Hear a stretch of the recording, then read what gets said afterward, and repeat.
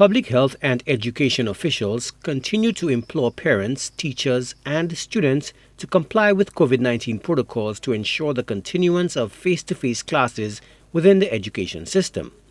In the latest update on the status of in-person instruction since the resumption of physical classes in mid-April, officials are underscoring the importance of cooperation.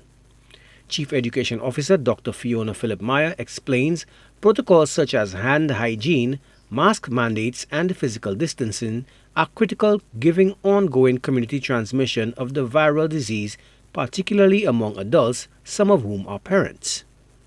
There are great responsibilities attached to adults in particular. The statistics as per the Department of Health speak to a significant number of adults between the age of 24 to 49 being impacted by the COVID-19. Many of those adults are parents, they're staff members, they're individuals who work within various sectors. And so we encourage our adults to take on the greatest responsibility in terms of protecting and keeping our children safe. We would like to remind all educators that they must continue to adhere to established protocols within the schools. Similarly, we want to ask our parents to be partners with us, to follow the protocols as it relates to in-school activities, but also within their own homes. School-aged children account for only 8 to 9% of COVID cases and are more likely to contract the virus in the wider society and not the classroom. Dr. Meyer has urged parents to keep children who have contracted or have been exposed to COVID-19 at home and away from school. Public officials are also seeking the cooperation of parents, school administrators, and guardians in discouraging loitering after school hours. Authorities warn that the virus spreads quickly among gathered masses of people. As per suspected cases, individuals in isolation, COVID-19 positive cases, and one of the major precautionary measures that we want to always undertake is to leave children at home in which a household has been impacted. And we speak to both suspected cases, individuals in isolation, as well as COVID-19 cases. That precautionary measure will definitely help us within the education system.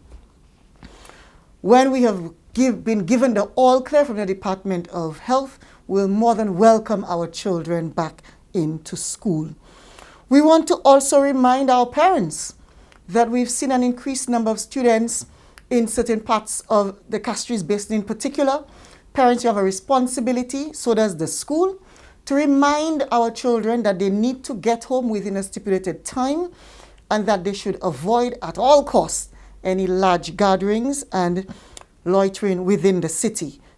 Public officials have made it clear that COVID-19 cases in schools are inevitable. However, they stressed that the impact on the system can be mitigated by adherence to established health protocols. National epidemiologist Dr. Michelle Francis explains that testing, quarantine, contact tracing, and isolation are instrumental, and admittedly, failure to follow these measures are causing setbacks to the pandemic response.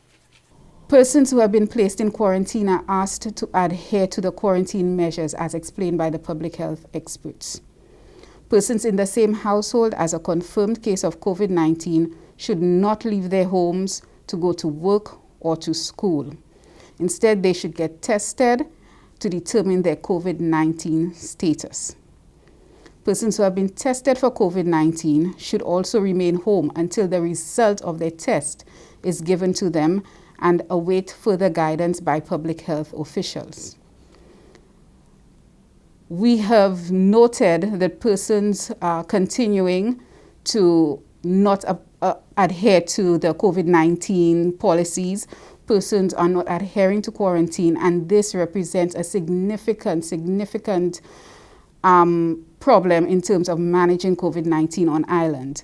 Persons who have tested positive do not adhere to home quarantine, and therefore the likelihood of transmission to other persons in their families, in the community, in schools, and in work is greatly increased.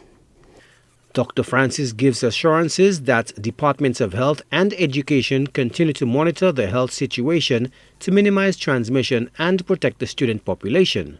But ultimately, keeping school compounds open to learning will depend on the country's ability to reduce the rate of infection. Joachim Duplessis, HTS News Force.